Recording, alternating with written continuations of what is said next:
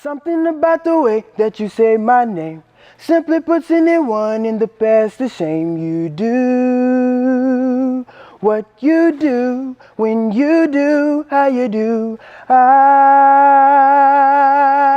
don't want this to end tonight.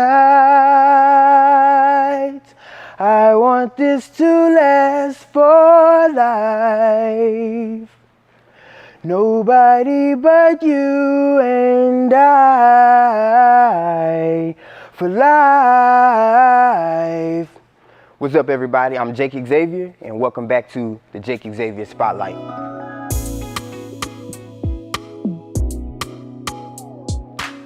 What's up, everybody? I'm Jake Exavier, and welcome back to the Jake Exavier Spotlight. And today we have actress Jelani Estelle, so I'm gonna go get her and we can chop it up real quick. What's good? Good to see you. Yes, you Long too. time no see. Man, too long. Thank you for coming. Of course. I'm glad to be here.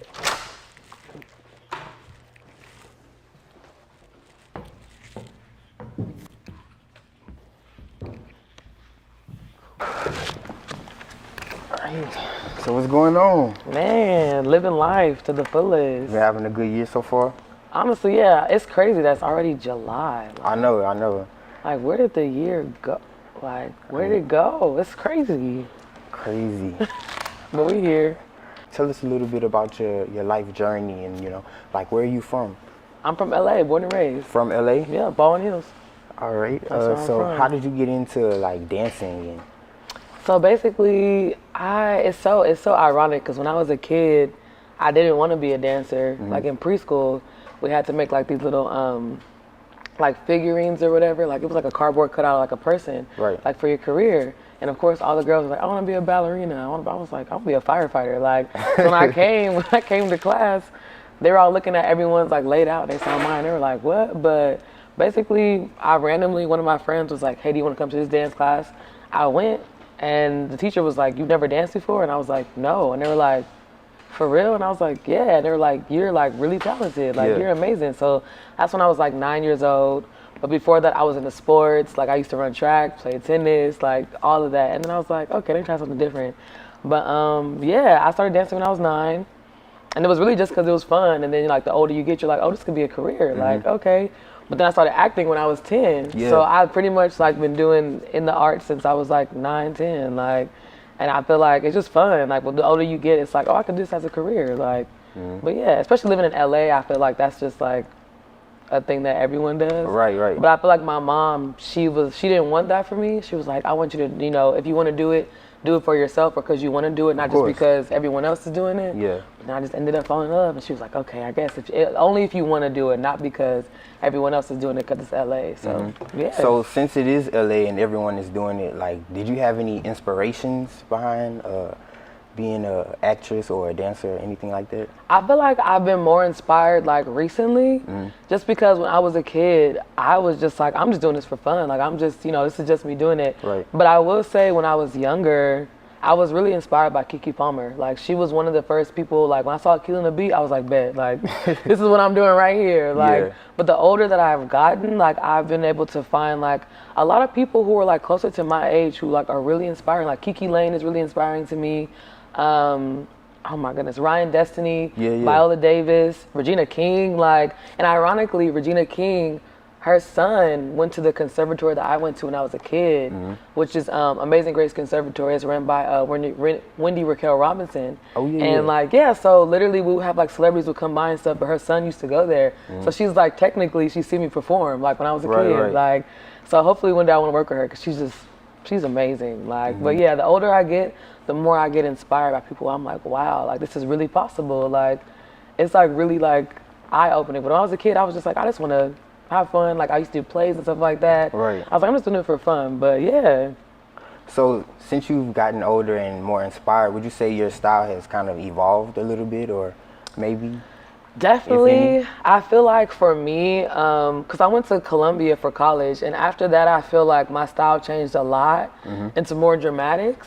I definitely feel like growing up, I was like a class clown, so I was definitely more comedic and like definitely more like always goofing off. Like I was very focused. I was in like magnet courses, honors courses, but I was just always laughing, like always like just, you know, but definitely since I've gotten older, I've honestly found like a good balance between like comedy and drama. I really love them both like equally because I feel like even in comedy sometimes there's like some dramatic moments, and then like in drama sometimes there's funny moments. So, but yeah.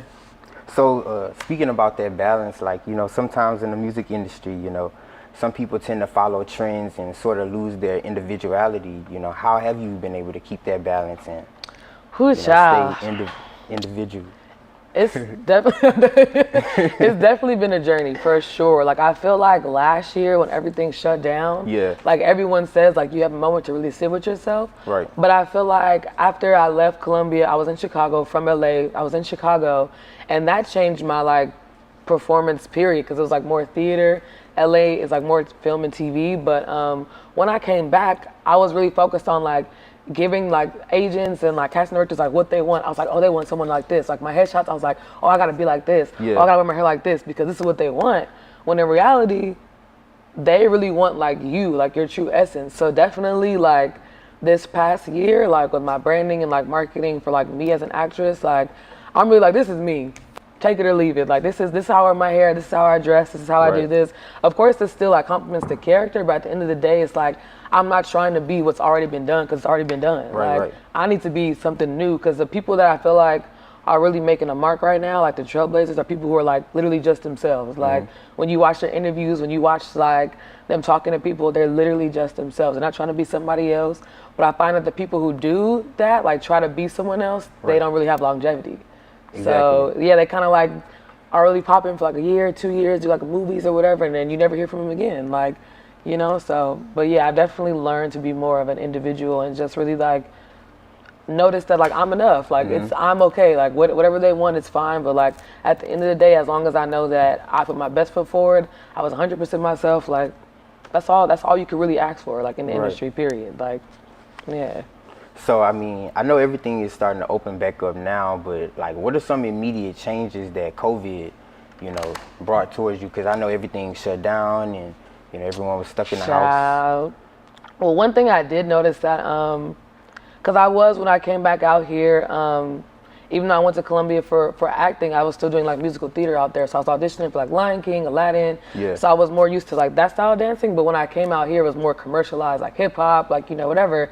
So, but the one thing that I did realize is that when I did come out here, that I was doing more commercialized like dancing, but I realized that like I really am like, I would like to just lean more into the acting just because now with everything shutting down, you start to realize that some artists, like, they don't really care about their dancers. Like, they don't really feed them sometimes. They don't really pay them as much as they need to be paid. Like, they're kind of just like disposable. Versus like with actors, like you're the person on the call sheet. Like they're like, what do you need? What do you need? You know what I'm saying? So I feel like for me, I feel like I've learned to like appreciate myself a lot more and like hold myself to a higher standard. And there are some dancers in the industry too who are like demanding that. But for me personally, I found like a big change is like just valuing myself more and also like demanding that from people that I work with, like to just value myself. But I feel like that has to come within first before you can like project that anywhere else, for sure. Well, I mean, like having that strong mindset and, you know, being in this industry, have you experienced any roadblocks with? Oh my God, yes, a lot, like so many.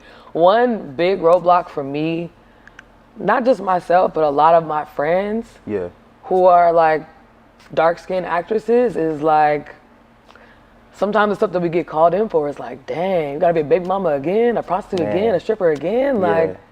But then when I see my other counterparts, like who are like, you know, lighter-skinned actresses, they get to be anything. They get to be scientists, they get to be mathletes, they get to be like, you know, lead series regulars, like. But I'm finding that in the industry, like with casting, a lot of times the darker-skinned actresses, like, we get pigeonholed. Like, I definitely have been called in for things like chemistry read, like about to get pushed through, and I never hear anything. I'm like, you know what, maybe it's, you know, I don't have control over that. But then I see who they cast, and they end up casting someone who looks the complete opposite of me, someone who is ethnically ambiguous, and I'm just like, I feel like sometimes the only roles that we get cast in are like poor, pregnant, like struggling. And it's like, I'm from LA, I grew up in Baldwin Hills. I didn't grow up seeing that. I grew up seeing like politicians, congressmen, like people in the entertainment industry. So to me, it's just like, that's just like a roadblock that I feel like people need to talk about. Like that's a big thing. Like, and I feel like people are like pushing like, they're pushing like inclusivity and like acting like they're like, oh, we need strong black leads, we need this. But it's like, but what stories are we telling? Because I feel like now a lot of black shows are coming out, but they're mainly about the same thing: drugs, money, hip hop, like, which is fine, but like every story is about that. Like, I feel like everything, like, or football or sports, and it's like, I feel like as a community, we gotta show like our younger kids, like, there's more possibilities. Like, you could be a scientist. You could be, you know, like Hidden Figures. I love that movie because like I've never seen that before. Like I would have no idea that was happening. You know what I mean? So I just feel like the industry, like a roadblock for me right now is like trying to still be respectful, you know, in the roles that I do accept, but also like declining roles that I'm like, this is not how I want to represent myself. This is not how I want my children to see their mom and be like, oh yeah, you're on the pole, Mom. Like, no, like, I don't want, like, you know, but I also do feel like those stories do need to be told. But at the same time, I feel like we're repeatedly just saying the same thing. So with all of that, how do you stay inspired? Like, how do you handle those situations? Look, people call this pandemic a blessing and a curse. But one blessing that I did get from it, where I was like, you know what? I'm gonna write my own stuff. So I'm writing my own short film where I'm the lead character. And the person who was basically like my supporting character is also a dark-skinned person, a dark-skinned black actress who we're just both normal people. Like, there's no baby daddies, we're literally just normal people, just living our lives, kind of just discovering who we are. But I feel like what's helped me a lot is just creating my own stuff, because it's like, I could keep talking about, we need to do this, we need to do that, but I don't have the platform yet to, you know, like, say these things and actually be heard. So I'm like, you know what? My form of like, I guess like protest is like, I'm gonna make my own thing. So I mean, you've been writing your own projects. Like, what other projects are you working on right now? So this is the first one that I've ever written. And I love podcasts. I love interviews about, like, I usually watch them about actors, but recently I've been watching them about like writers and like the process. And since it's a film always takes a lot longer than like TV, just because it's like TV is just like that. But it's so funny because I think I just wrote like one scene, like it was like a 3-page like scene or whatever that I just wrote last year because I was bored. I was like, let me write a scene, put it on tape, you know, whatever. And people were, I think I sent it to like a couple of my friends who were writers, like on TV shows. Like one of my friends writes on Brooklyn Nine-Nine, and he was like, this is amazing. Like, this is hilarious. He was like, is there more? And I was like, oh. Like, you want more? And they were like, yes. And even my friends who aren't actors, they read it and they were like, I want more. And I was like, oh. So with everything you've done, you know, acting and dancing, like, what was your most memorable project, you would say? I would say my most memorable project was, I think they're still ending production in it, but it was a project that I did. We were filming it for like 2 years. It was another short film. It was called Cuffed. Yeah. And it was, from CSUN. It was like one of their short films or whatever for one of their like I think like senior theses. And it basically was like based on police brutality, but the one thing that I can say that made it really memorable was that they were like, the thing about acting is like you never have met these people before, but you play like their brother, their sister, and you automatically have to make a connection. So I think my second or third callback, I was like, had to see my brother, and I had never met this guy before, like. But we instantly clicked and we're like still friends to this day. And as we're doing production, we're rehearsing and stuff like that, come to find out the director, his mentor is Sterling K. Brown. And when he said that, I was like, wait, what? Yeah. Sterling K. Brown, like, he gonna be here? And it was like, yeah. So he ended up like coming to set. And like, he wasn't in the film, but he was really there to just like guide them through it and really like, you know, reassure them. And the fact that it was something like the subject matter was like at that time, I think it was like we filmed it like I think right before we shut down, and that was like the height of like police brutality. And it was like basically a story about like just two boys, like how I said, two regular boys. One is like, I guess like I would say like hood, and the other one is just kind of like studious, very nerdy, and like You know, like these two boys like going to school, just having a great day, and like going to the liquor store to get some snacks or whatever. Yeah. And then just because of like mistaken identity, like their life can change. You know what I'm saying? And it's like that's a real story. Like that's a story that some of my friends have told me. Like some of my friends have degrees, college graduates, like, you know, MFAs and everything. And it doesn't matter. Like when you get pulled over, like they don't care. All they see is black. And it's like, it just really meant a lot to me because I've always wanted to do a movie like that. And then just to do it like with people who I feel like are like lifelong friends. Like I literally talked to him like yesterday and I was like, man, it's so crazy that we did this movie together. Okay, so I feel like, you know, mental health is something that, you know, people don't really touch on and talk about enough. So like, Yeah. what do you think about mental health, and especially for creators? Yeah, I feel like this past year, my mental health has been tested to the extreme, like to the extreme, to the point where I was like, whoa, like there would be points where I would just sit at home and just be like, wow, like I feel like I've definitely gotten a chance to reflect on a lot of things. And I personally feel like recently I've become like a strong advocate for mental health, especially among black people, because I just noticed so many things like in the black community that like are just like brushed away. Like if someone's really feeling some type of way, like they're really sad, for black people, especially black and brown people, they're just like, oh, it's fine, or oh, you're good, or oh, don't worry about that, or oh, stop crying, or you know, like it's really just kind of like swept underneath the rug. And I realized that when I sat with myself and realized how many things were swept underneath the rug in my life, like growing up, like my parents, of course, like they definitely, some things that have happened to me, they're like, oh, it's fine, like it wasn't that big of a deal, like stop crying. And it's like, no, like that really hurt me. But I feel like it's because their generation was also taught like, you know, shut up and get back to work, or you got more things to worry about, or like you should be fortunate, and you know, all these things. But also this last year, I really started exploring like yoga.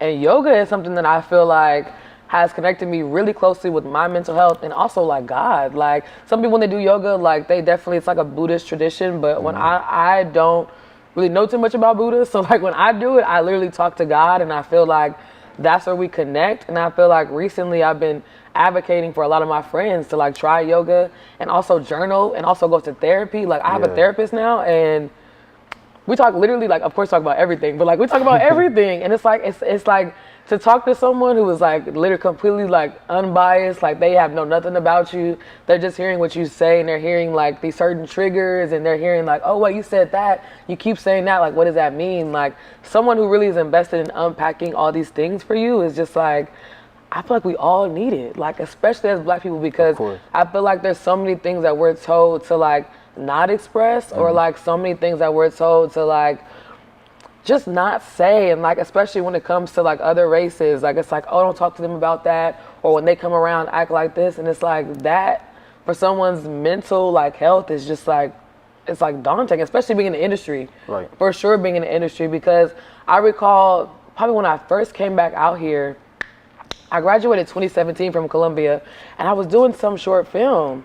And of course, like the set was majority white, and I was probably like, I played like a nurse or something like that.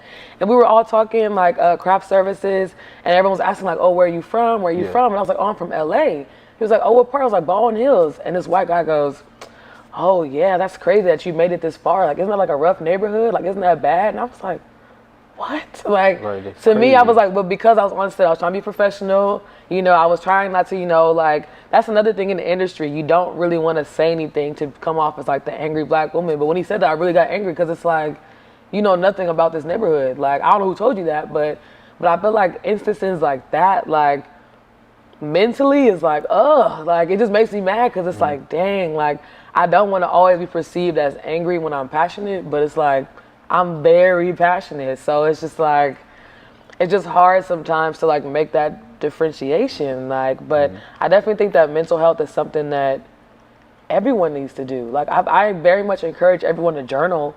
Like, even if it's not every day, like every other day, or whenever you feel something, journal, talk to yourself out loud, like meditate. Like, I do guided meditations, like on an app, like on, I think it's like on Calm, like just because like sometimes it's just good to just sit with yourself. And I feel like some people don't like sit with themselves sometimes, you know, like they're so busy being out, partying, and they don't really sit with themselves. But I feel like this past year allowed me and other people to just sit with themselves and just realize like, okay, what do I need to figure out in my life, you know? But yeah, I definitely think it's super important, for sure. Well, I want to thank you for coming and sharing everything with me and chopping it up, and it was great seeing you. I can't wait to work with you again. Yes, of course. Thank you. Of course.